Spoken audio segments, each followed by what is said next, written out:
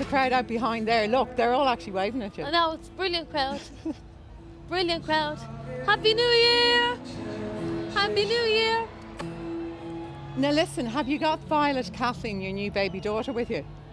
Sorry, what? Have you got the baby with you? Yes, she's in the dressing room in there, yeah. I've just run in. I'm not even dolled up like yourself. You're all looking sparkly. You look absolutely beautiful. No, I'll doll up now. There. I'm running in to get done up and talk to my band and look after the baby. She's fed, winded and changed, so I hope most she's all important right thing. Look, there's a beautiful picture we had up there for her.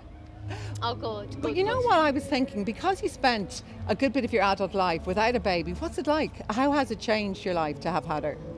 Same as every woman, I suppose. You wonder, what did you ever do with your time before? It's absolutely manic but brilliant. Girl, I'm absolutely madly in love with her. It's the best thing I ever did. Myself and Daryl, we both say that. Yeah, she's just beautiful. She's gorgeous. And she's great fun. Where'd you get the name from? Violet Kathleen? Violet is Daryl's granny and Kathleen is my auntie. So family names. And come here, did you have a good Christmas? Did you spend it here? No, I was in England. It was the first Christmas I spent with my husband, with Daryl. We've been together 15 years and we never had Christmas together. We always go to our own mammies. Yeah. So this year we said we'll have it together, and I got my mum and dad to come over to us in our new house with the new baby. So it was lovely, and I fed 6 on one day and 12 on the next day. So I was wrecked, falling into bed, praying that the baby would sleep. That's like Madge and Tony, your parents, aren't they? They're fantastic. Is it true that your dad had a real tradition of kind of sweeping out the new year? He gets a big broom and he sweeps out the old year to let the new year in, a new start.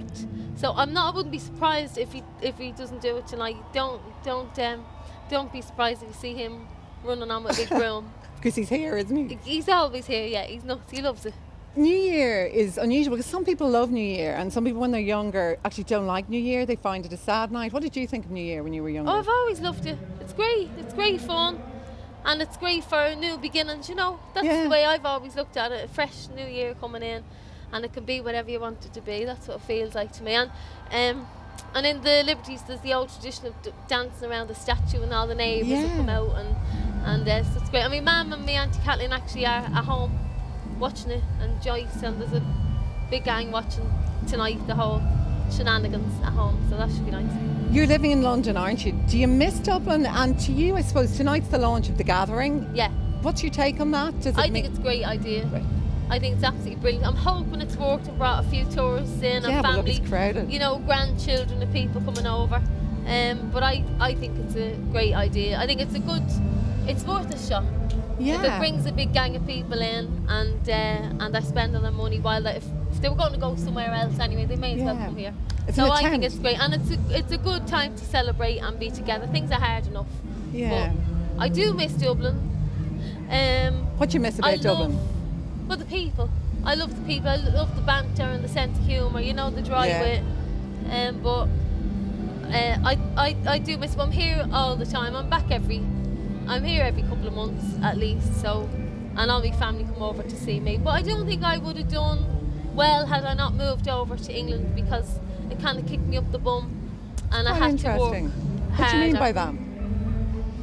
Because you know the way when you get complacent, you know loads of people and friends and you go around all the gig venues. Then I moved to England, I didn't know anyone, and I had to kind of start from scratch again, and I had to scrub up because there's so many people trying to get the same gig or whatever. So it made me try and improve and all, and then when I came home it was great to come home. Yeah. The nice thing is this is your first real big gig since the birth of Aidan. No, but you're going to be brilliant. The last time you were nervous. I'm never nervous, but I'm very nervous. It's 6 months since my proper gig, and I've just been thinking nappies and doties, and I think it'll make you an even better performer. I hope. Well, I'm writing like mad, which is good, but I haven't done a proper gig with my band. I've missed them, so I hope it goes well. Touch wood. And of course I've picked New Year's Eve, The Gathering, on television to do my first gig back, so I hope I don't mess up or anything. I'm looking forward to it though. Brilliant. The last time you were here was for the Obamas, wasn't it? Yeah, I know. What did you, Michelle, you spoke to her, didn't you? Yeah. What did you say to her? And then you introduced her to some other very special, famous Irish woman. I was asked about them if they'd been to, because I'd been to Chicago only a little bit before that, and there's a great recording studio called Chess Records. We're from Chicago. That's you get Howlin' Wolf and Elmore James and Willie Dixon, all the great blues guys recorded it, and I was just wondering, seeing they're from there, had they been? And she said she was familiar with it. She probably was saying she was, but they were very nice, very tall. Yeah. Two of them very nice, and then I was introducing Obama to Katie Taylor. How did that happen? Just she was there. Well, she's so humble and such a nice woman.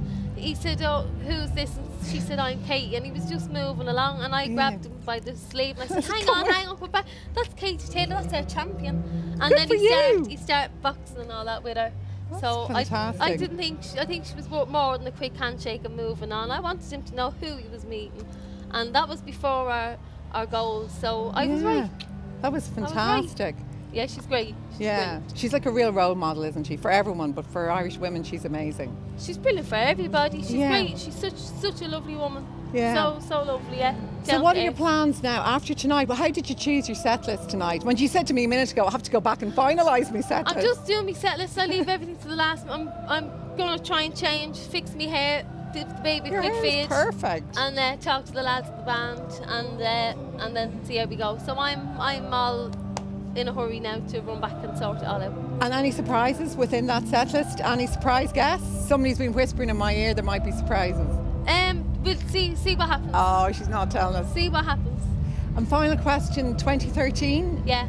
Any different plans? Anything particular you want to do, or just go along as you've been doing brilliantly last year? Go along as I'm making a new album. I'll be in the studio in March, and that'll probably come out at the end of the year. So just making a new album and having a new baby and just working hard happily.